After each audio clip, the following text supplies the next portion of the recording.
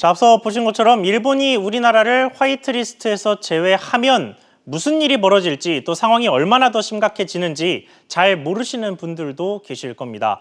그래서 하나하나 좀 짚어보겠습니다. 먼저 이 화이트리스트라는 건 무기 개발 등에 사용될 수 있는 전략물자의 수출 절차를 까다롭지 않게 간소화해주는 대상국의 목록입니다. 블랙리스트의 반대말로 쉽게 말해서 믿을 수 있는 국가의 리스트라고 볼 수 있는데요. 여기서 제외되면 세세한 품목까지 모두 지금보다 훨씬 복잡한 통관 절차를 거쳐야 하는데 그 영향을 받는 품목이 1000개가 넘습니다.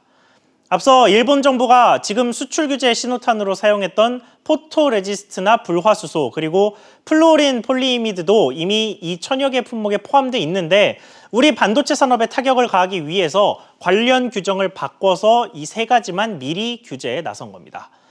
이 밖에 이 품목들 중 일본 외에 다른 나라에서 대체 수입이 어려운 게 뭐가 있을지 좀 보겠습니다. 크게 보면 첨단 소재와 전자 이 두 가지 종류의 제품들이 문제가 많이 되는데요. 이 첨단 소재 중에서도 디스플레이 제조기계 같은 경우는 지난해 우리나라가 5억 달러, 우리 돈으로 5,900억 원어치를 수입했는데 일본 제품이 80%를 넘었습니다. 이외에도 통관 항목 기준으로 일본 수입 비중이 절반이 넘는 품목이 이렇게 6개에 달합니다. 전자 품목에서도 필름과 전지, 입체 현미경 등 7개 품목이 일본 의존도 50%를 넘겼습니다. 정부가 국산화 등 대안 마련에 박차를 가하고 있지만 이제 한 달여 앞으로 다가온 화이트리스트 배제까지 그 시간을 맞추기는 거의 불가능할 것으로 보입니다. 자, 앞서 보신 것처럼 일본이 우리나라를 화이트리스트에서 제외하면 무슨 일이 벌어질지 또 상황이 얼마나 더 심각해지는지 잘 모르시는 분들도 계실 겁니다. 그래서 하나하나 좀 짚어보겠습니다. 먼저 이 화이트리스트라는 건 무기 개발 등에 사용될 수 있는 전략물자의 수출 절차를 까다롭지 않게 간소화해주는 대상국의 목록입니다.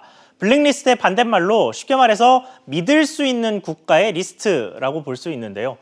여기서 제외되면 세세한 품목까지 모두 지금보다 훨씬 복잡한 통관 절차를 거쳐야 하는데 그 영향을 받는 품목이 1000개가 넘습니다. 앞서 일본 정부가 지금 수출 규제 신호탄으로 사용했던 포토레지스트나 불화수소 그리고 플루오린 폴리이미드도 이미 이 1000여 개 품목에 포함되어 있는데 우리 반도체 산업에 타격을 가하기 위해서 관련 규정을 바꿔서 이 세 가지만 미리 규제에 나선 겁니다.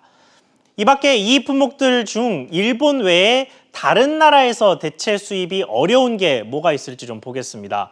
크게 보면 첨단 소재와 전자 이 두 가지 종류의 제품들이 문제가 많이 되는데요. 이 첨단 소재 중에서도 디스플레이 제조기계 같은 경우는 지난해 우리나라가 5억 달러, 우리 돈으로 5,900억 원어치를 수입했는데 일본 제품이 80%를 넘었습니다. 이외에도 통관 항목 기준으로 일본 수입 비중이 절반이 넘는 품목이 이렇게 6개에 달합니다. 전자 품목에서도 필름과 전지, 입체 현미경 등 7개 품목이 일본 의존도 50%를 넘겼습니다.